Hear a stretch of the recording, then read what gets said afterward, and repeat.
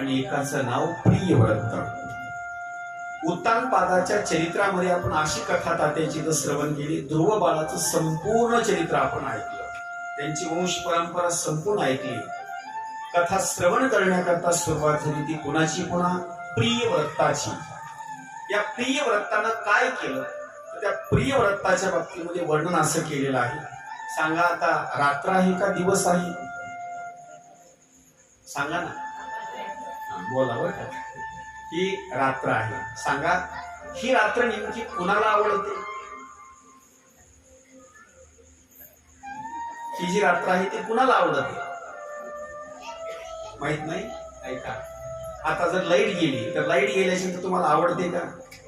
आवडत नाही. म्हणजे तुम्हाला रात्र आवडत नाही. फक्त एक जणालाच रात्र आवडत. कोणाला? फक्त घुबडाला रात्र आवडते. फक्त घुबडाला. आणि याच्यानंतर आणखी एक जणाला आवडत. बोला, कोणाला? नाही लक्षात आलं? नंबर 1 ला घुबडाला. त्या बिचाराला दिवसभर काही दिसत नाही, पण संध्याकाळी रात्र झाली रे झाली त्याला सगळं मात्र दिसतं. नंबर 2 कुणाला रात्र आवडते माहिती?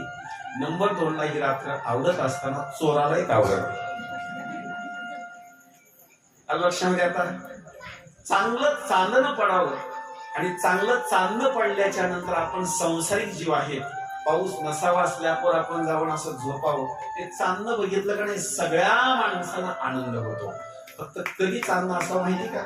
आपल्या पिकाला पाणी पुरवठा असावा पावसाचा, नाही तर सगळं वातावरण कोरडंच आहे. मग चांदणं पडलं मग शेतकऱ्याला झोप येत नाही बरं का. आता पाऊस पाहिजे का? आता काही जणांचं असं म्हणणं आहे 2-4 दिवस येऊन या. कशा करता माहितीये का? मी जरा शेतीला थोडस बरं म्हणतो, त्याच्यानंतर यावं. फक्त फरक एवढाच आहे, त्याचा मोबाईल नंबर कुणाकडे नाही. त्याचा जर मोबाईल नंबर जर आपल्याकडे असता तर प्रत्येक जण फोन केला असता, 5 दिवस येऊ नको. कोण आहे ते? नंबरच कुणाकडे नाही त्याचा.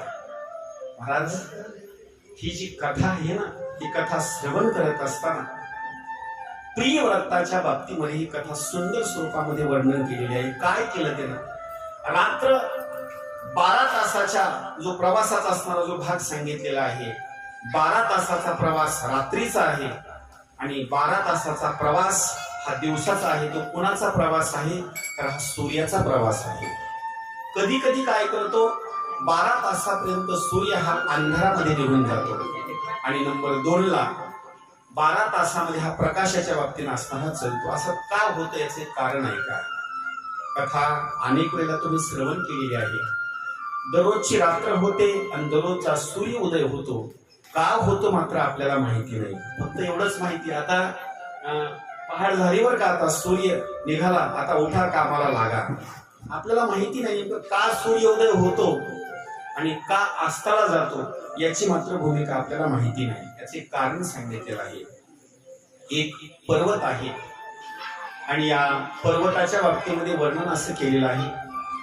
मेरू नावाचा पर्वत आहे. मेरू नावाचा पर्वत आणि मेरू नावाचा असणारा जो पर्वत आहे त्याच्या भोवती हा जो सूर्य भगवंत आहे रथामध्ये बसून असणारा असा चलण्याकरता असताना सुरुवात करतो. कधी कधी काय होतं, चलत असताना याचा अर्धा जो प्रवास आहे, अर्धा प्रवास करत असताना एका साईडला अंधार पडतो. अंधार पडलं ज्याला आपण सावली म्हणतो. चालत असताना अर्ध्या बाजूला ज्यावेळेला अंधार पडतो त्याची ती भूमिका सांगितलेली आहे, रात्र होते. आणि ज्यावेळेला दुसऱ्या बाजूने प्रवास करण्याकरता सुरुवात करतो त्याच वेळेला सूर्य उदयाचा असणारा भाग होतो. एक दिवस प्रियव्रत नावाच्या राजाची गोष्ट त्याच्या लक्षामध्ये आली की सूर्य भगवंतानं चलत असताना अर्धा असणारा जो काही भाग आहे तो अंधारामध्ये राहतो आणि अर्धा असणारा भाग हा प्रकाशामध्ये राहतो. नेमकं काय केलं पाहिजे? त्यानं काय केलं? संपूर्ण 24 तासाचा प्रवास हा त्याचा चलत असताना संपूर्ण प्रकाशामध्येच राहावा आणि प्रकाशामध्ये जर राहिला तर सगळे लोक आनंदामध्ये असणारे राहतील. त्याचे कारण सांगितले नाही. आपल्याकरता बरं आहे बरं का थोडस. तुम्हाला कसं काय 12 तासापर्यंत रात्र आणि 12 तासापर्यंत असणारा दिवस आहे, हे बरं आहे थोडस. कशा करता माहिती? रात्र जर झाली तर लोक घरी परतत येतात, जेवण करतात आणि 12 तासापर्यंत झोपतात. ही रात्र जर झाली नसती तर लोक घराकडेच आले नसते. आता सुद्धा जशी जशी रात्र होत जाईल का नाही, काही शेतकरी असे 9:30ला घराकडे येतात की रात्र आहे म्हणून तरी बरं आहे, आता अंधार पडला चला घराकडे. महाराज, या प्रकाशाच्या भूमिकेमध्ये प्रियव्रत नावाच्या राजानं काय केलं, दिवसाची रात्र करत असताना मी एक कार्य करणार, रात्र मात्र कधी होऊ देणार नाही. काय केलं त्यानं, रथामध्ये विराजमान झाला. रथामध्ये विराजमान झाल्याच्या नंतर सगळा भाग प्रकाशामध्ये आणण्याकरता रथामध्ये बसून त्यानं चालण्याकरता सुरुवात केली. मी कथा सांगत असताना लक्षामध्ये येईल का तुमची? हा भाग सांगितलेला आहे बरं का, हा भाग मी सांगितलेला आहे तुम्हाला. परत तुम्हाला एक आठवण व्हावी म्हणून ही कथा परत सांगत आहे थोडीशी.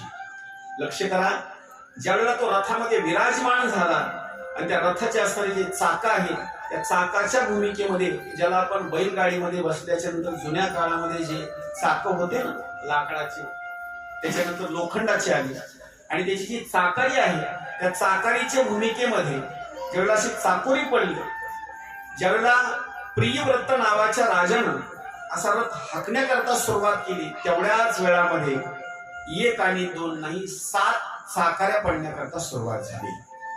हे 7 चाकाऱ्या पडल्या ना, तर चाकाऱ्या पडल्याच्या नंतर त्याच्या भूमिकेमध्ये 7 असणारे द्वीप झाले. कोणते द्वीप? त्या द्वीपाचं नाव आहे का, नंबर 1 प्लक्ष द्वीप. त्याच्या अगोदरचं एक नाव सांगितलेलं आहे जम्बूद्वीप.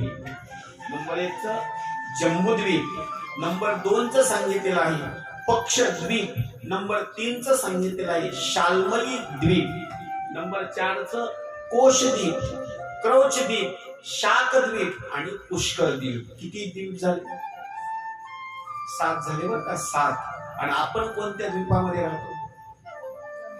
जम्बू. आपण जम्बू द्वीपामध्ये राहतो बरं का, लक्ष करा. जम्बू या द्वीपा माझी एक पंढरपूर जम्बू या द्वीपा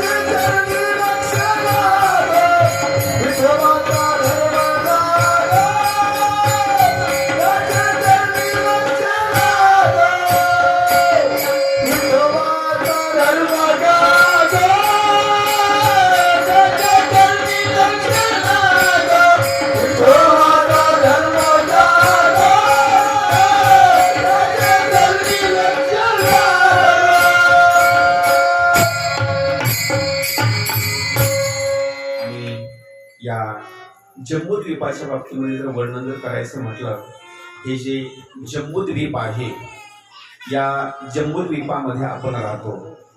राहत असताना जम्बूद्वीपाचे एक वर्णन केलेलं आहे. आपण जिथं राहतो ना, हे राहत असताना याच्या बाहेर असणारे 1 आणि 2 नाही 6 असणारे द्वीप सांगितलेले आहेत.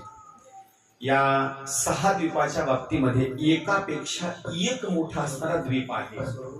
आणि द्वीपाच्या बाबतीमध्ये एक वर्णन असं केलेलं आहे, जे जम्बूद्वीप आहे त्याच्यापेक्षा दुसरा असणारा द्वीप मात्र मोठा आहे. आता या द्वीपाच्या बाबतीमध्ये जर वर्णन करायचं म्हटलं तर प्रत्येक द्वीपाला बाहेरून जर कशानं वेढलेला असेल तर समुद्राच्या पाण्यानं असणारं वेढलेलं आहे. आणि समुद्राच्या पाण्यानं वेढत असताना द्वीप सुद्धा 7च आहेत. आणि त्याच्या पुढं वर्णन करायचं म्हटलं तर समुद्र सुद्धा असणारे 7च आहेत. आता कोणते कोणते समुद्र याचं वर्णन जर करायचं म्हटलं तर नंबर 1 जर पहिला जर समुद्र सांगायचा म्हटलं तर पहिला समुद्र आहे तो म्हणजे खाऱ्या पाण्याचा. बघितला का तुम्ही? बघितला असेल. सगळ्यांनीच बघितला हा समुद्र. लक्ष करा, पहिला समुद्र कोणता? खाऱ्या पाण्याचा. नंबर 2चा जर समुद्र कोणता असेल आपल्याला माहिती नाही, पण ते समुद्र आहेत. नंबर 2चा समुद्र जर कोणता असेल तर नंबर 2चा समुद्र सांगितलेला आहे ऊसाचा रस. हा समुद्र जर आपल्याला जर कळाला तर उन्हाळ्यामध्ये 20 रुपयाला 1 गिलास पिण्याची गरज नाही. समुद्रच ऊसाच्या पाण्याचा आहे, फक्त पत्ता आपल्याला नाही.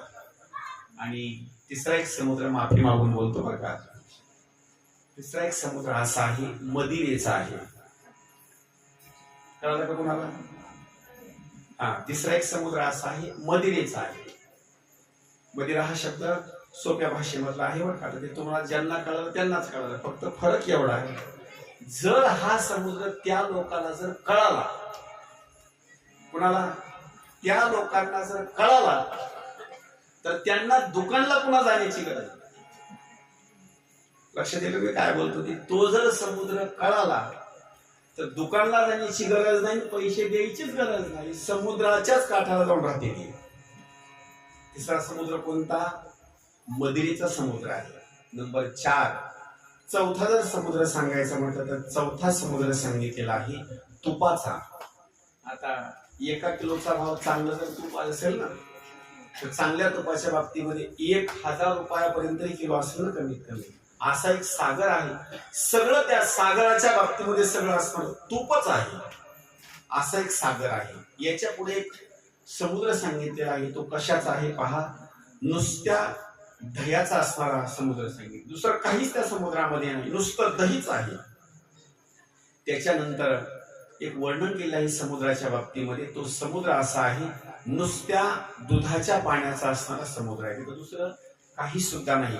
तिथं जर कोण राहत असेल, जो आदि नारायण आहे ना, तर तो नारायण त्या क्षीरसागराच्या ठिकाणी असणारा असा सापावर झोपलेला आहे. कुठं कुठं जर फोटो बघितला असेल तर तो सगळा असणारा सागर दुधाचा आहे. आणि सगळ्यात शेवटी जर समुद्र कोणता असेल तर सगळ्यात शेवटीचा समुद्र सांगितलेला आहे तो म्हणजे ताकाचा. आणि हा ताकाचा सुद्धा भाग आपल्याला उन्हाळ्याच्या बाबतीमध्ये कामाला येतो. म्हणून हे 1 आणि 2 नाही, 7 असणारे द्वीप आणि 7 असणारी या ठिकाणी सागराची भूमिका, हे जर पुन्हा केलं असेल तर फक्त प्रियव्रत नावाच्या राजानं केलं. ही कथा आपण पाठीमागं श्रवण केलेली आहे. एकदा सगळ्या जणांनी श्रीकृष्णाच्या एकदा टाळी वाजून सगळ्या जणांनी गोड असणारं भजन करा, म्हणजे पुढली कथा आपल्याला श्रवण करता येईल. हरी श्रीकृष्ण गोविंद हरे मुरारी हे नाथ नारायण वासुदेव. कृष्ण गोविंद हरे मुरारी हे नाथ नारायण वासुदेव. कृष्ण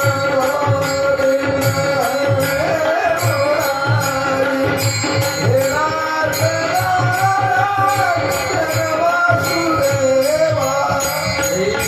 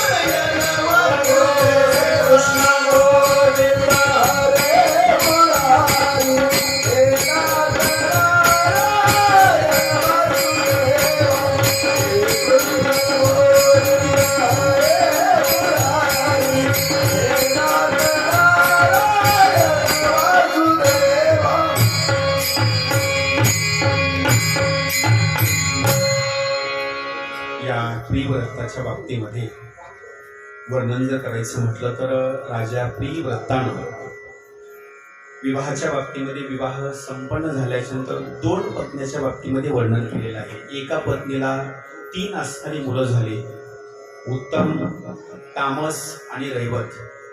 आणि जी पहिली असणारी पत्नी आहे त्या पत्नीच्या पोटी 1 आणि 2 नाही 10 असणारी सुपुत्र जन्माला आले. या पुत्राच्या बाबतीमध्ये जर वर्णन जर करायचं म्हटलं, अग्निद्र, इद्म, जिव्व, यज्ञ, बाहू, महावीर, सवन, मेधातिथी, वितिहोत्र, कवी, हिरण्यरेता अशा स्वरूपामध्ये 1 आणि 2 नाही 10 असणारे सुपुत्र झाले. त्याच्यापैकी 3 मुलांनी वडिलाला हात जोडले, सांगितलं, पिताश्री आम्हाला संसार करायचा नाही, तर आम्हाला अरण्यामध्ये जायचं आहे, देवाची तपश्चर्या करायची आहे आणि तपश्चर्या करून देवाची प्राप्ती आम्हाला करायची आहे. 3 मुलांना परवानगी दिली. 3 मुलं असणारे अरण्यामध्ये निघून गेले. प्रियव्रतानं 1 आणि 2 दिवसापर्यंत नाही, राज्य किती दिवसापर्यंत केलं ते अगोदर ऐका. शब्दाच्या बाबतीमध्ये 11 अर्बुद वर्षापर्यंत राज्य केलं. किती वर्षापर्यंत? 11 अर्बुद शब्द परत सांगतो बरं का. किती वर्षापर्यंत? 11 अर्बुद वर्षापर्यंत राज्य केलं. तुम्हाला अर्बुद शब्द माहिती नाही? आता लक्ष देऊन ऐका बरं. अर्बुद कशाला म्हणायचं? टरबूज माहिती? सगळ्याला माहिती बरं का. हा, महाराज वर्णन असं केलं आहे, 100 कोटी शब्द ऐका बरं का. 100 कोटीचा 1 अर्बुद. 100 कोटीचा 1 अर्बुद असं किती वर्षापर्यंत त्यानं राज्य केलं? 1100 नाही 11 अर्बुद. याच्यामध्ये आपण किती वेळेला जन्माला येऊ आणि किती वेळेला मरू, आता त्याच्यामध्ये आपलं 100 वर्षाचं कुठं मांडायचं? 11 अर्बुद. 1 अर्बुदाची संख्या तुम्हाला सांगितली. 100 कोटीचा 1 अर्बुद. 1 कोटीमध्ये किती संख्या असते ती माहिती? 100 लाखाचा 1 कोटी. आयुष्य सांगलं बरं का मी. 100 लाखाचा 1 कोटी. असे किती कोटी हो लागतील? 100.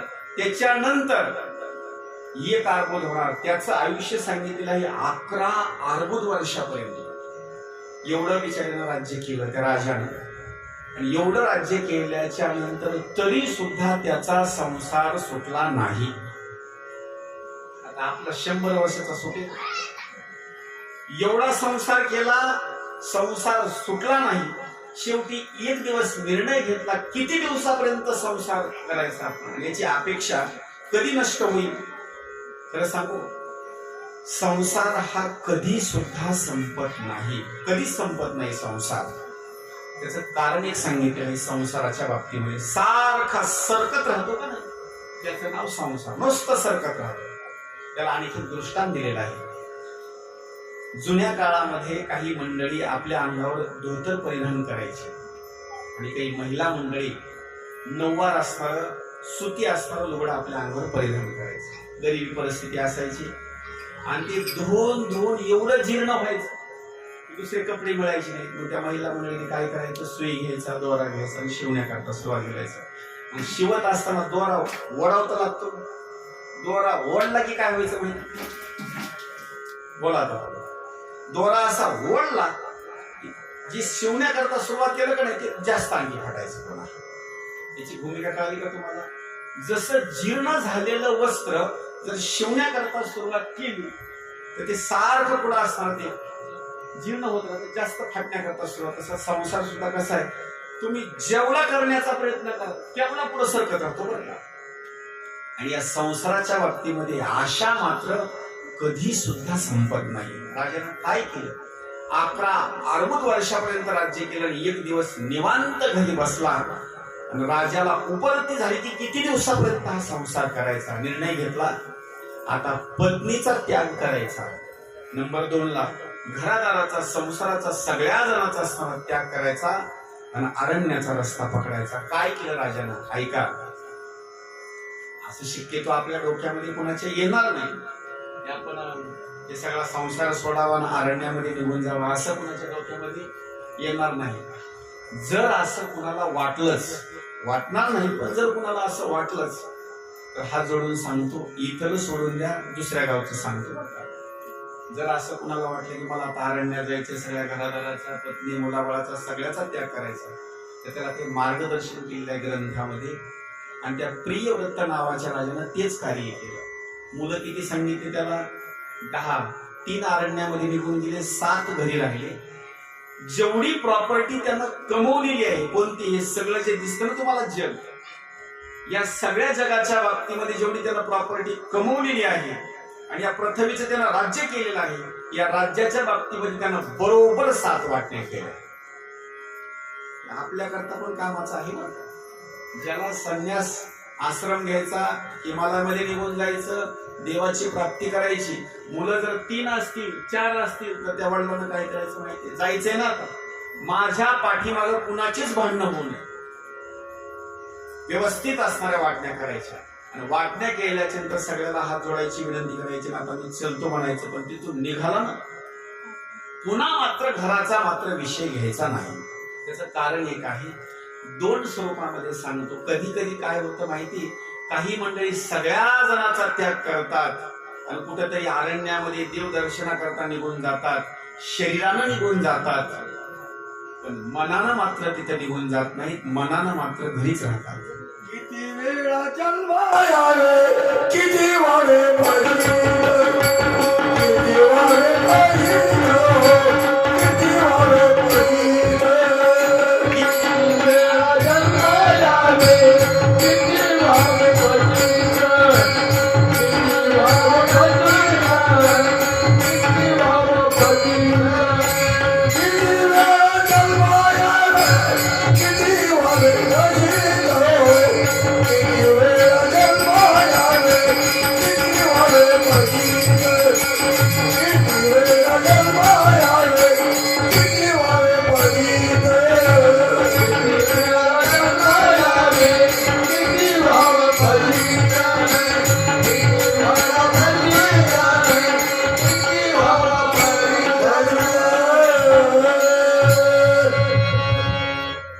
स्वरूपामध्ये वर्णन केलेलं आहे, फार सुंदर स्वरूपामध्ये. पहा, काही लोक 4 धाम यात्रेला जातात. कशाला लोक जातात? काही लोक म्हणतील ट्रॅव्हल्सनं जातात, काही लोक म्हणतील रेल्वेनं जातात, काही लोक म्हणतील विमानानं जातात. आणखी सांगतो, काही लोक या साधनानं तर जातातच जातात, पण काही लोक जे महत्वाचं साधन आहे आपल्याकरता यात्रेला जाण्याकरता, ते कशानं जातात माहिती? शरीरानं जातात. नंबर 1. आता आणखी एक प्रश्न विचारतो, शरीर आणि मन या दोन्हीच्या सोबत यात्रेला जावं. कशाच्या? शरीर आणि मन. जर तुम्ही 4 धाम यात्रेला नुसतं शरीरच घेऊन गेलात, मन जर घरीच ठेवलं, तर 4 धाम यात्रा करून काही उपयोग नाही. काही लोक तिथून केदारनाथच्या रस्त्याला लागले, तिथून फोन करतात, चाललो बरं का आता, हा जेवण वगैरे केले का, पाऊस कसा आहे? आता कुठं आहेत माहिती? शरीरानं तिथं आहेत, मनानं कुठं आहेत? घरी आहेत. त्याच्या पुढे आणखी सांगतो, काही मंडळी अशी आहेत, ते मनानं मात्र केदारनाथला आहे. कोणते? मनानं मात्र केदारनाथला आहे आणि शरीरानं मात्र घरी आहेत. खरे चांगले कोणते? खरं सांगा बरं. हा, जे मनानं तिथे गेले आणि शरीरानं घरी आहेत ते खरे चांगले. यात्रे सुद्धा तसे जातात ना, पायी दिंडीने जातात का नाही? सकाळी नाताला फोन, संध्याकाळी नाताला फोन.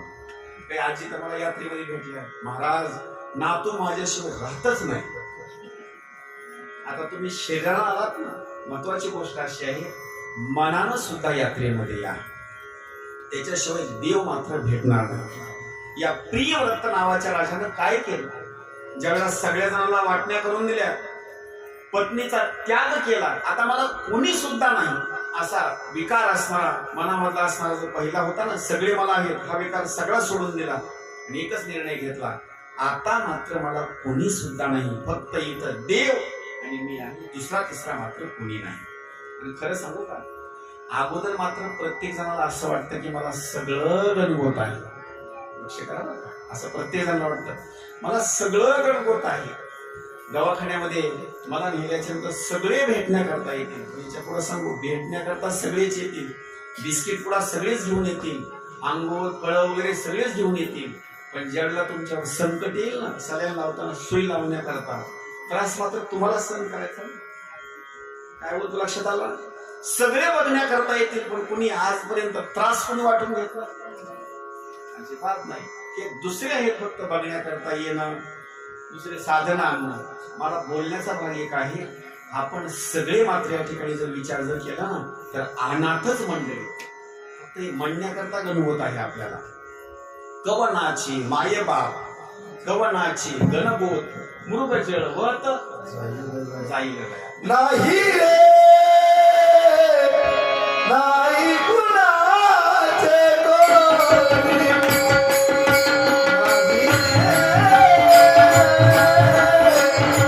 नाही कुणाचे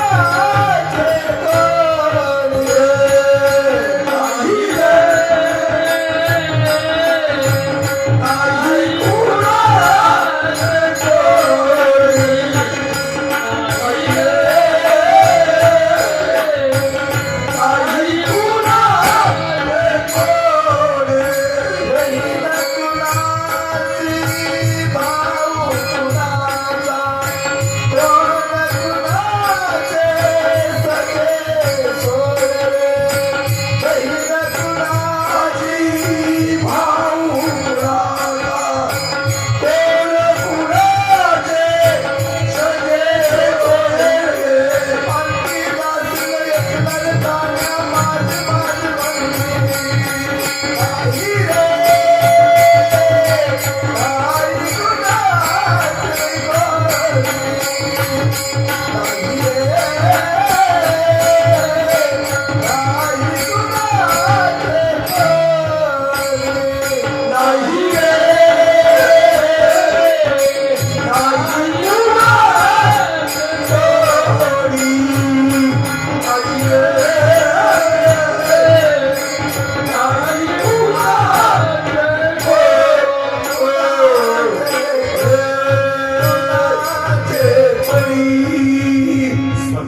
कल्याण करण्याकरता त्या प्रियव्रत नावाच्या राजानं अरण्याचा असणारा रस्ता पकडला. आणि काही गोष्टी एकदम, एखादी गोष्ट जर नशिबाला आली किंवा आपल्या अनुभवाच्या बाबतीमध्ये, त्याच वेळेला गोष्ट मात्र लक्षामध्ये येते, एरवी मात्र कळत नाही. प्रियव्रताच्या बाबतीमध्ये ज्यावेळेला अरण्याचा रस्ता पकडला, राजा असणारा तो निघून गेला आणि पुढे तो भगवंत स्वरूप असणारा तो राजा असणारा होऊन गेला. पुढे एक सुंदर स्वरूपामध्ये भाग सांगितलेला आहे. या राजाच्या पोटी या राजानं ज्या 7 असणाऱ्या मुलाला राज्य वाटून दिलं का नाही, ते मुलं सुद्धा साधारण नाही बरं का, ते मुलं सुद्धा फार प्रेमळ, चांगल्या स्वभावाची, गुणी असणारी. बापानं वाटणी करून दिली ना, आता त्या वाटणीमध्ये मात्र बदल मात्र करायचा नाही. इथं सोडून बोलतो, कारण दुसऱ्या गावामध्ये आपण जर गेलात ना कधी, तर अनेक ठिकाणी तुम्हाला त्या गोष्टी कानावर येतील. बापानं वाटण्या करून दिल्याच्या नंतर सुद्धा काही मंडळी, काही भावाने पुन्हा वाटण्या बदल करून घेतात. म्हणजे या जमिनीमध्ये थोडस पीक कमी येतं, त्या जमिनीमध्ये जास्त येतं. पण खरं सांगू, एकदा बापानं वाटणी करून दिली ना, त्याच्यामध्ये पुन्हा हस्तक्षेप करायचं नाही. आपलं आपलं प्रारब्ध म्हणणे, संसार करण्याकरता सुरुवात करणे, त्याच्यात पुन्हा बदल नाही करायचा. कशा करता माहिती का, कसं कमवायचं, काय करायचं, ते आपली आपली बुद्धी. बाप निघून गेल्याच्या नंतर या 7 जणांनी काय केलं माहिती, बापाने वाटण्या करून दिल्या ना, तर या 7 जणांनी आपापली जी काही वाटणी होती, लक्षद्वीप, जम्बूद्वीप, शाकद्वीप, प्रत्येक जणांनी, या भावांनी काय केलं, आपापल्या द्वीपाचं राज्य करण्याकरता सुरुवात केली. याच्या बाबतीमध्ये एक भाग सांगण्याकरता सुरुवात येते. जो अग्निद्र म्हणायचा असणारा जो मुलगा आहे, त्यानं तपश्चर्या करण्याकरता सुरुवात केली आणि मंद्राच्या नावाच्या पर्वताच्या ठिकाणी असणारा तो गेला आणि तपश्चर्या करण्याकरता सुरुवात केली. ओम ब्रह्मदेवाय नमः. ओम ब्रह्मदेवाय नमः. ओम ब्रह्मदेवाय नमः. तपश्चर्या करण्याकरता सुरुवात केली. तपश्चर्याला सुरुवात झाल्याबरोबर एक कालावधी निघून गेल्याच्या नंतर ब्रह्मदेवाची आराधना चालू होती. ब्रह्मदेवाला ही गोष्ट कळाली. ब्रह्मदेवाच्या सभेमध्ये एक गायन करणारी एक महिला, तिचं नाव पूर्वचित्ती. नाव लक्षात ठेवा का. तुम्हाला रंभा नाव माहितीये, म्हणजे अप्सरेच्या बाबतीमध्ये रंभा नाव तुम्ही ऐकून आहे, उर्वशी नाव तुम्ही ऐकून आहे. अशा बाबतीमध्ये एक असणारी अप्सरा जी गायन करण्याच्या बाबतीमध्ये तिचं नाव आहे पूर्वचित्ती. त्या ब्रह्मदेवानं ज्या वेळेला त्या अप्सरेला प्रथमी तलावर पाठवून दिल्याच्या नंतर जिथं तपश्चर्या चालू होती ना, तपश्चर्या चालू असताना तेवढ्याच वेळामध्ये ज्या वेळेला ही पूर्वचित्ती नावाची अप्सरा त्या ठिकाणी आली, तिनं गायन करण्याकरता सुरुवात केली. याच्याकरता आणखी एक भाग सांगण्याकरता आलेला आहे. पुरुषाला आवाज आहे नाही अशातला भाग नाही, पुरुषाला स्वर आहे नाही अशातला भाग नाही आहे. पण खरं सांगू, पुरुषापेक्षा कितीतरी पटीनं स्वर जर जास्त कुणाला असेल तर कुणाला आहे? महिलेला आहे बरं का. आणि महिलेनं जर ताकद लावून जर एखादा अभंग जर म्हणायचा म्हटलं ना, तर पुरुष मंडळीने किती जेवण केलं तर स्वरच लागला. कशाकरता माहिती, की जी देण दिलेली आहे का नाही, ती ओरिजिनल देवतेनं दिलेली आहे. महिला मंडळीला स्वर असतो. स्वर ज्या वेळेला तुम्ही कधी पहा माणसानं अभंग म्हणावा, इतर सांगितलं बघा, माणसानं अभंग म्हणावा, पुरुषानं अभंग म्हणावा, कुठलंही गाव असू द्या, लोकांना काहीच वाटणार, लक्षात येते ना, काहीच वाटणार नाही. पण तुम्ही दुसऱ्या गावामध्ये गेला तर एखाद्या महिलेनं अभंग म्हणण्याकरता सुरुवात करावा आणि असं स्पीकर मध्ये आवाज यावा, तुम्ही तर लगेच कोण असेल बरं माहिती, गावातले असेल का बाहेर गावचे असेल. हे कशामुळे सांगलं माहिती, आता दिंडीमध्ये आम्ही गेलो का नाही, आम्ही ओरडून ओरडून परेशान, आमच्याकडे कधीच कुणी बघितलं नाही, कुणीच नाही, अजिबात नाही. स्पीकर लावून सुद्धा आमच्याकडे कोणी आलं नाही. आणि थोडं साईडला एका महिलेनं सुंदर गवलन म्हणली की उभा राहायला जागा नाही. कुठली महिला ऐकली काय नाही की लगेच चर्चा सुरू झाली. माझं बोलण्याचा लक्षात आलं का, महिलेच्या बाबतीमध्ये गायन करण्याकरता जर सुरुवात झाली तर ती गायन केल्याबरोबर पुरुष मंडळीच्या बाबतीमध्ये किंवा अनेक असणारी जी मंडळी आहे का नाही तिथं थांबतात, स्तब्ध होतात. तेवढ्याच वेळामध्ये जो तपश्चर्या करणारा जो अग्निद्र आहे, त्या अग्निद्रानं काय केलं, तेवढी तपश्चर्या बंद केली. आता बंद करायची गरज नव्हती, पण तपश्चर्या बंद केली. बंद केल्याबरोबर असं एक विघ्न आलं की त्या विघ्नाच्या बाबतीमध्ये तपश्चर्या बंद केली, विचारपूस करण्याकरता सुरुवात केली. तुमचं नाव सांगा, तुमचं गाव सांगा, विचारपूस करण्याकरता सुरुवात केली. तेवढ्या याच्यामध्येच तपश्चर्या भंग करण्याकरता आलेली पूर्वचित्ती संपूर्ण दिन हकीकत सांगण्याकरता सुरुवात केली. शेवटी दोघाच्या बाबतीमध्ये विवाहाचा असणारा भाग आणि पूर्वचित्तीचा आणि राजा अग्निद्राचा असणारा विवाह झाला. आणि विवाह झाल्याच्या नंतर त्यांच्या पोटी जी पुत्र संतान जन्माला आली, काय त्यांचं वर्णन करावं चांगल्या स्वरूपाच्या बाबतीमध्ये. कारण पूर्वचित्ती ही एक अप्सरा आहे, लावण्यवती अप्सरा आहे. त्याच्या बाबतीमध्ये जेवढी पुत्र संतती जन्माला आली का नाही, सुंदर स्वरूपवान असणारी जन्माला आली. नंबर 1 म्हणजे शरीराच्या बाबतीमध्ये सौंदर्य, चेहऱ्यावरचं सौंदर्य, हात असेल पाय असेल दष्टपुष्ट स्वरूपामध्ये.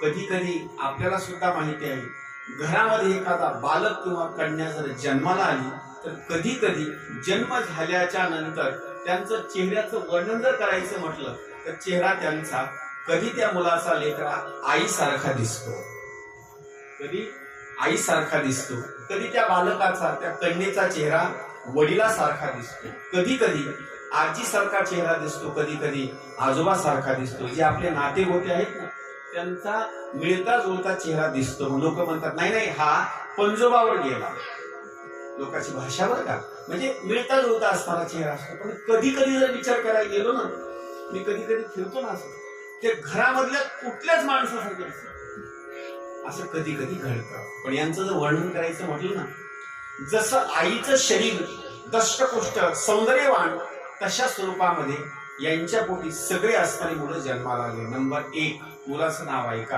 हे नाव तुम्हाला कधीच ऐकायला भेटणार नाही, फार महत्वाची नाव आहेत. नंबर 1, नाभी नावाचा असणारा राजा. नंबर 2, किम पुरुष, अशा स्वरूपामध्ये असणारी काही पुत्र संतती जन्माला आली. आणि या अग्निग्रहानं सुद्धा काय केलं, तपश्चर्याच्या बाबतीमध्ये ज्या वेळेला तपश्चर्या केली आणि स्वर्ग लोकाच्या बाबतीमध्ये जो काही ब्रह्मलोक आहे तिथं जाऊन असताना राहण्याकरता असताना पुन्हा सुरुवात केली. ब्रह्म लोकामध्ये राहण्याकरता सुरुवात केली. पुढं ज्या राजाचं वर्णन केलेलं आहे नाव, त्या राजाचं नाव आहे नाभी म्हणायचा राजा. या राजानं काय केलं, पुत्र संतती प्राप्त व्हावी म्हणून यज्ञ करण्याकरता सुरुवात केली. यज्ञ करत असताना कोणचा यज्ञ असं जर सांगायचं म्हटलं तर एक यज्ञ आपल्याला माहिती आहे. घरामध्ये जर वास्तुशांती करायची म्हटलं तर आपल्याला सुद्धा एक यज्ञ घरामध्ये करावा लागतो, एक यज्ञ. दुसरा यज्ञ जर सांगायचा म्हटलं तर त्या यज्ञाला तरी विटा लागतात, त्याला सारवावं लागतं, सरपण लागतं, तो एक यज्ञ आहे. पण याच्यानंतर आणखी एक यज्ञ सांगितलेला आहे, त्या यज्ञाला काहीच लागत नाही. दररोजचे यज्ञ आपल्या हाताने होतात, पण आपल्याला मात्र कळत नाही. सकाळी आपण झोपेतून उठलो ना, घराला जर झाडण्याकरता सुरुवात केली ना, तर तुमच्या हाताने पहिला यज्ञ होतो. अगोदर झोपेतून उठला तर घराला तुम्ही जर सगळा कचरा असा बाहेर जर काढला तर पहिला यज्ञ होतो. आणि अगोदर ते कार्य करणं गरजेचं आहे. झाडल्याच्या नंतर जुन्या काळामध्ये सडा टाकण्याची पद्धत, म्हणजे हे यज्ञ तुमच्या हाताने आहे. नंबर 2, दुसरा जर भाग सांगायचं म्हटलं तर जेवढं पाणी पहिलं आहे, पहिल्या दिवसाचं, जुन्या काळामध्ये रांजण असायची, ते सगळं पाणी काढून टाकणे, दुसरं पाणी त्याच्यामध्ये नवीन भरणे, याला सुद्धा म्हणायचं दुसऱ्या प्रकारचा यज्ञ. आता झालंय असं, फिल्टरचं पाणी आहे, एकदाची घरी आणून ठेवलेलं आहे, मला जे चांगलं आहे बघा पाणी, 4 दिवसापर्यंत प्या, 5 दिवसापर्यंत प्या. पण जुन्या काळामध्ये पाणी पित नव्हते बघा. कालचं शिळ पाणी आहे, कोणाला पिण्याकरता द्यायचं नाही, स्वतः सुद्धा प्यायचं. कशा करता, हा सुद्धा एक यज्ञ आहे. याच्या पुढे जर वर्णन करायचं म्हटलं, घरच्या देवदेवतेची पूजा करणं हा सुद्धा यज्ञच आहे. चुलीवर स्वयंपाक करणे, चुलीला आहुती देणे हा सुद्धा एक यज्ञच आहे. घराच्या बाबतीमध्ये कुणी जर सकाळी जर एखाद्या वेळेस अतिथी आला, आता बंद आहे, पण जुन्या काळामध्ये अतिथी यायचे, कोणते, गोसावी असेल, कुणीतरी तुमच्या घरी भिक्षा मागण्याकरता यायचं, तुम्ही त्यांना काहीतरी दानधर्म करायचं. ते दानधर्म केलं की तेवढ्याच कालावधीमध्ये काय घटना व्हायची की त्या स्वरूपामध्ये यज्ञाची भूमिका व्हायची. आता हा एक यज्ञ आहे. आणि हा यज्ञ करत असताना त्या नाभी राजानं जो यज्ञ केला, त्या यज्ञाच्या बाबतीमध्ये जो स्वहाकार देतात ना, असा यज्ञ असताना केला. त्या यज्ञाच्या बाबतीमध्ये मंत्र म्हणण्याकरता सुरुवात केली.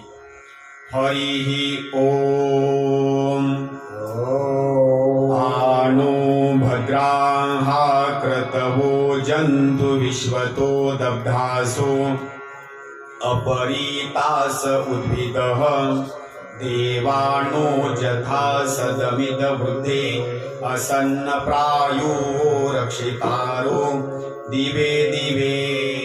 असा यज्ञ करण्याकरता सुरुवात केली. असं कधी घडलं का, आपण यज्ञ करण्याकरता सुरुवात आहे, यज्ञ करण्याकरता सुरुवात असताना देवच प्रकट झाला, असं तुम्ही कधी बघितलं तुम्ही कधी? वास्तुशांतीला तुम्ही गेलात आणि वास्तुशांतीला गेल्याच्या नंतर पूजापाठ चालू आहे, होम हवन चालू आहे आणि त्या यज्ञातूनच देव प्रकट झाला, असं कधी बघितलं? कधीच बघितलं नाही तुम्ही. उलट एक सांगू, घरच्या मंडळीचं ना आपलंही काही वेळेला काही गोष्टी अशा आहेत, ज्यांच्या घरी वास्तुशांती असते, एक जण दही घेऊन बसलेला असतो आणि एक जण तो शिरा घेऊन बसलेला असतो. आला माणूस, प्रसाद द्यायचं, ते लगेच 20 रुपयाची नोट टाकायची. चला, असं कधीच घडलं नाही की त्या यज्ञामधून देवाचं दर्शन आपल्याला झालं का? त्याचं कारण एक आहे, आपली तेवढी भक्ती मात्र श्रेष्ठ नाही, त्याच्यातून कधी देव मात्र प्रगट झाला नाही. पण एक सांगू, इथून पाठीमागच्या कालावधीमध्ये अनेक राजे लोकांनी यज्ञ केले, त्या यज्ञामधूनच देवताची प्रगटाची भूमिका झालेली आहे. तुमच्या आठवणीमध्ये आणून देण्याकरता सांगतो. राजा दशरथानं यज्ञ केला आणि यज्ञ केल्याच्या नंतर त्याच्यामधून कोण प्रगट झाला? यज्ञनारायण प्रगट झाला. म्हणजे त्यांची भक्ती सुद्धा तशीच होती. यज्ञनारायण प्रगट झाल्याच्या नंतर पायास पात्र जर कुणाला दिलं असेल तर कुलगुरु वशिष्ठांना असणारं पायास पात्र दिलं.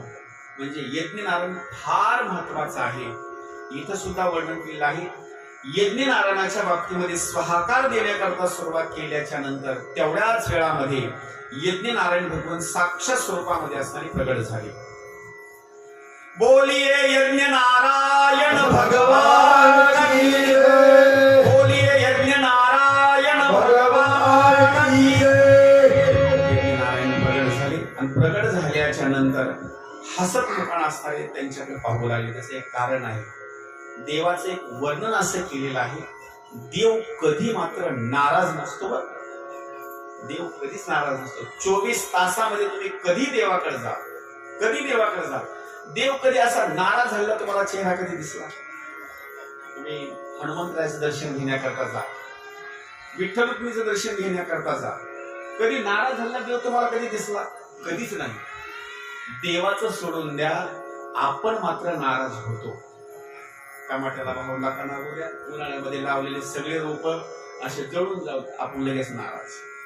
आपला खेळ फार वेगळा आहे. पण देवाच्या बाबतीमध्ये देव मात्र 24 तास असणारा तो प्रसन्न आहे. त्या देवाचं काय वर्णन करावं? किती देवाचं रूप सौंदर्याच्या बाबतीमध्ये श्रेष्ठ आहे ते पहा. राजस सुकुमार मदनाचा